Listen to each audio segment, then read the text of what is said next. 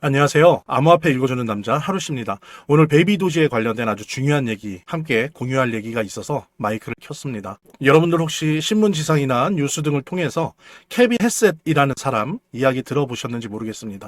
그 사람이 현재 거의 70% 80% 선으로 차기 연준 의장으로 가장 강력한 연준 의장 후보로 거론되고 있는 사람입니다.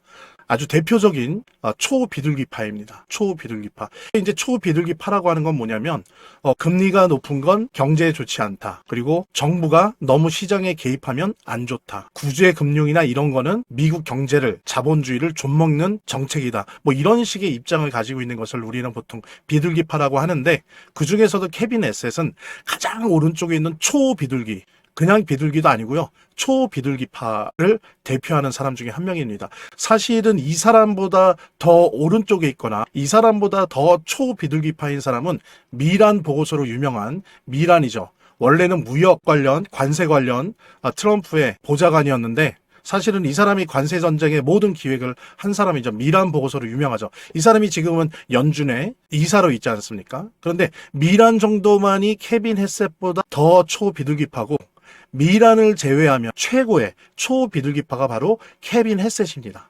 그런데 지금 70% 80% 얘기가 나올 만큼 케빈 헤셋이 연준 의장이 될 확률이 매우 높아지고 있고 이런 분위기에 대해서 베센트 재무장관이나 트럼프도 부정적인 얘기를 안 하고 있어요.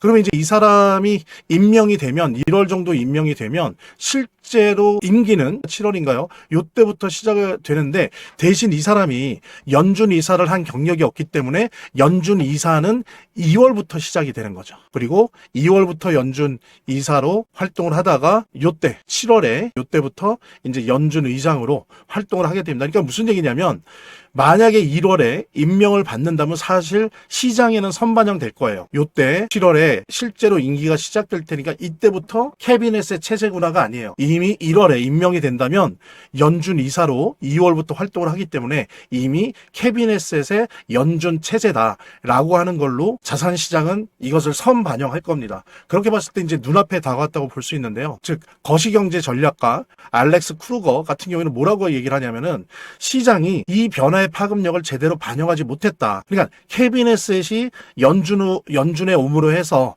연준 체제가 완전히 개편된다라고 하는 이 예상을 아직 시장은 반영하지 못하고 있다라고 하는 거죠. 저도 여기에는 전적으로 동의를 합니다. 그러면서 얘기하는 게 중간에 여러 가지 복잡한 얘기가 있겠지만 중요한 거는 요 초비둘기파, 그냥 비둘기도 아니고 초비둘기파 중심의 연준 지도부가 자리할 경우, 왜냐하면 미란도 있죠. 2월부터는 아직 임기는 남아있지만 2월부터 이미 케빈 헤셋이 연준 이사로 활동을 하겠죠. 그렇게 될 경우에 연준 지도부가 자리할 경우 금리 적정선이 2.6% 안팎까지 이동을 하게 됩니다. 이거는 이미 옛날부터 얘기된 거예요. 하물며 스티브 밀원 같은 경우도 2.0%대 중반, 사실은 정확하게 얘기했죠. 자기는 2.5%까지 가야 된다고 생각한다. 만약에 3%, 3.5%조차도 국가가 경제에 너무 많은 개입을 하는 거다. 그래서 경제의 자유를 뺏는 거다라고 생각하는 게 스티브 밀란이고 케빈 헤셋입니다. 그래서 케빈 헤셋이 이사로 들어오고 연준 의장이 된다면 당연히 이것이 속도를 봤을 때 내년 하반기에는 실제로 2%대 금리를 우리가 볼 확률이 대단히 높아진다. 90% 이상이 된다라는 부분들. 그런 거를 우리가 예상을 할 수가 있습니다. 근데 재미난 건요. 제가 한번 이걸 비교를 해볼게요. 도대체 이 사람들이 케빈 헤셋이랑 스티브 밀란 같은 경우에 초비둘기파가 도대체 어느 정도 위치에 있는 건지를 제가 좀 알려드릴게요.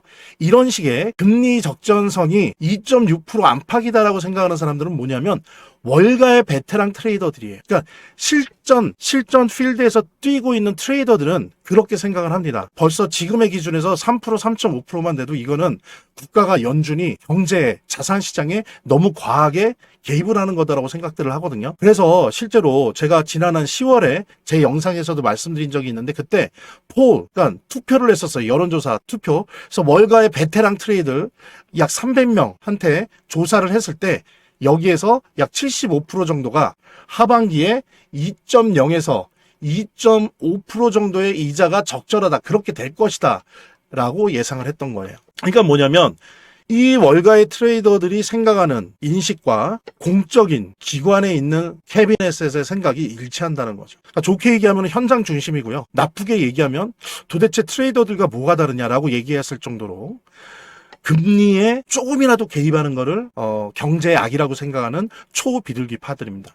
근데 이제 이렇게 됐을 때 이미 이제 여러분들 아시는 것처럼 12월 1일에 며칠 전이죠. 연준의 QT 양적 긴축이 중단이 됐습니다. 그러면서 바로 다음 날 레포 시장을 통해서 단기 금융 자금 18조를, 이게 이제 팬데믹 이후로 두 번째로 큰 자금인데 이거를 연준이 시중은행에 뿌렸어요. 그게 뭐냐면 이제 사실은 양적 긴축을 중단하는 것뿐만이 아니라 한 걸음 나아가서 양적 완화를 시작한다는 걸 의미하는데, 이제 이렇게 된다고 해서 유동성이 공급되지 않습니까? 그럴 때 시나리오가 두 개가 가능합니다.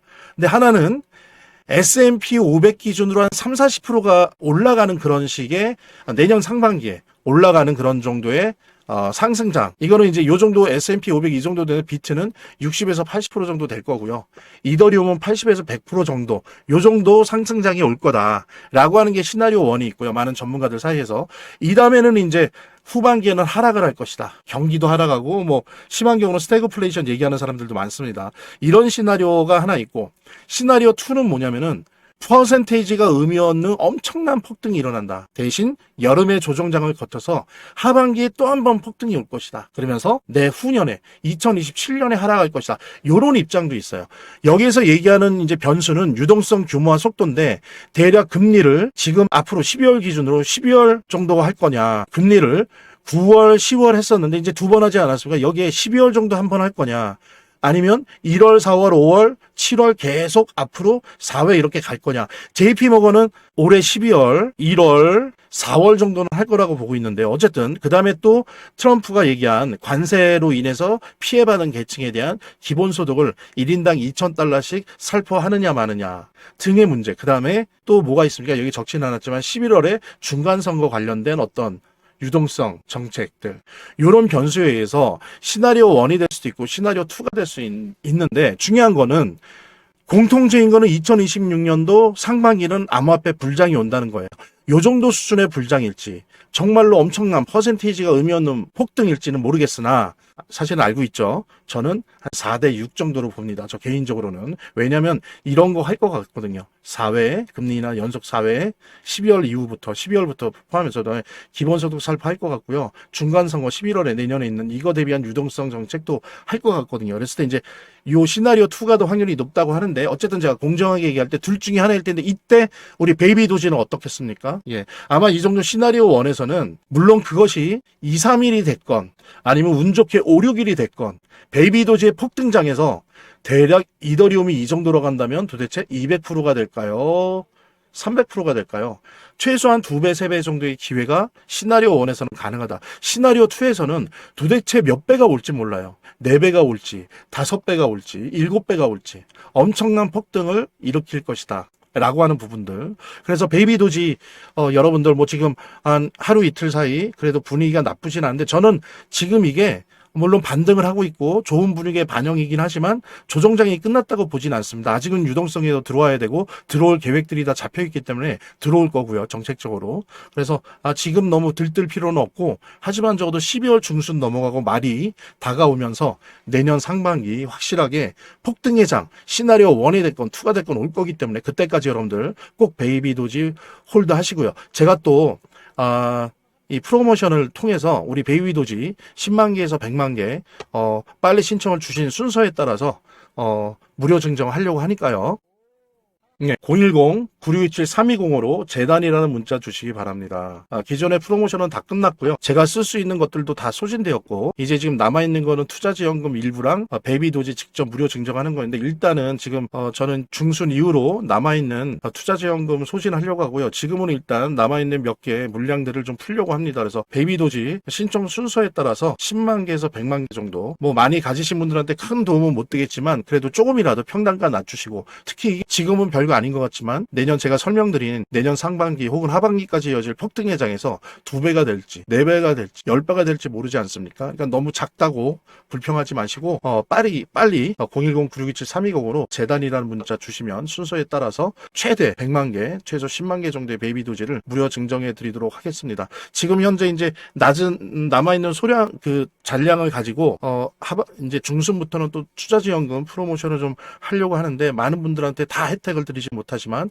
그래도 한 중순부터 한다라고 하면은 한 보름 동안 한 20분에서 30분 한정해서 투자지원금 준비하고 있어요. 하지만 그거는 이제 숫자가 정해진 거니까 일단 지금 요 재단이라는 문자 주시면 베이비 도지 최소 10만 개에서 최대 100만 개까지 뭐 큰 선물은 못 되더라도 큰 위로는 못 되더라도 요즘 좋지 않은 암호화폐장에서 힘 얻으시라고 무료 증정 해드리도록 하겠습니다. 자, 지금까지 영상 시청해 주셔서 감사드리고요. 구독과 좋아요 알림 설정은 기본이고요. 또 다음 영상에서 만나 뵙도록 하겠습니다. 감사합니다.